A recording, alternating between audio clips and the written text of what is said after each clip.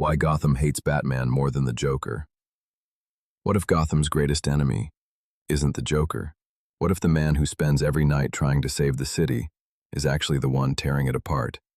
That man defeats criminals, but every time he wins, Gotham becomes even more dangerous. New psychopaths, new wars, new bodies. And eventually, the city starts asking a different question. Not, who will stop the Joker? But, who created the Joker in the first place? Because maybe Batman isn't the cure. Maybe he's the addiction. Chapter 1. Batman made Gotham stronger. For the wrong people. Before Batman, Gotham was corrupt, but predictable. The mob controlled the streets, the police could be bought. Everyone knew the rules.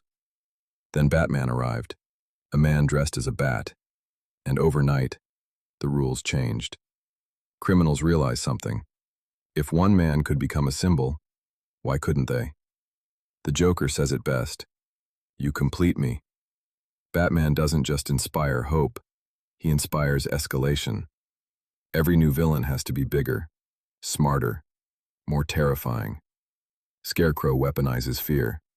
Mr. Freeze weaponizes science. Poison Ivy weaponizes nature. Bane breaks Batman both physically and mentally. The Riddler turns Gotham into a puzzle.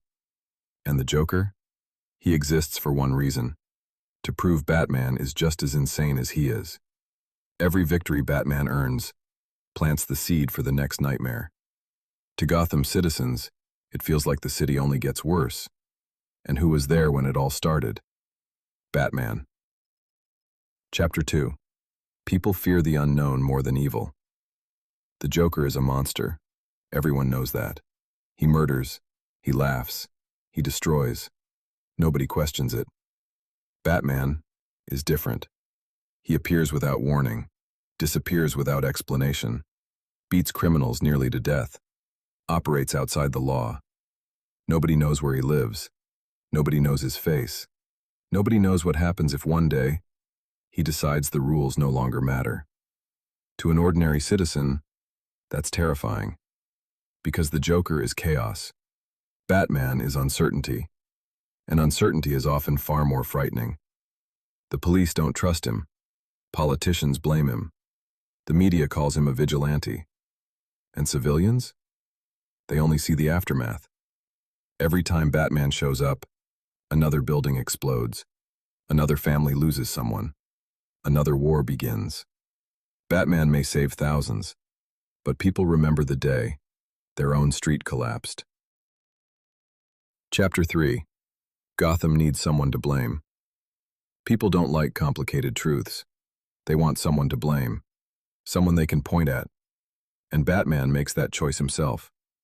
At the end of the Dark Knight, he willingly becomes the villain. He takes the blame, not because he's guilty, but because Gotham needs a monster, so Harvey Dent can remain a hero. That's who Batman truly is. Not a savior, not a god, a lightning rod.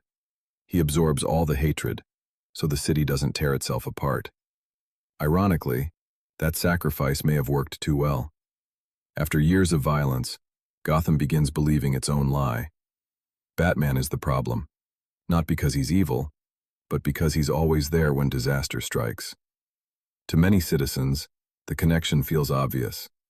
No Batman, no Joker, no Bane, no Riddler. Maybe no war at all. Chapter 4. Batman's greatest tragedy. Here's the real tragedy. Batman probably knows Gotham will never truly love him. He doesn't expect applause. He doesn't want statues. He doesn't need gratitude. His reward is one more night where the city survives. Bruce Wayne sacrifices everything: his childhood, his happiness, his relationships, his future. Eventually, even his reputation. Everyone sees Batman as the cause. Almost nobody asks what Gotham would become without him. Maybe Gotham isn't broken because Batman exists. Maybe Batman exists because Gotham was already broken. And that's why he'll never truly win. Not against the joke,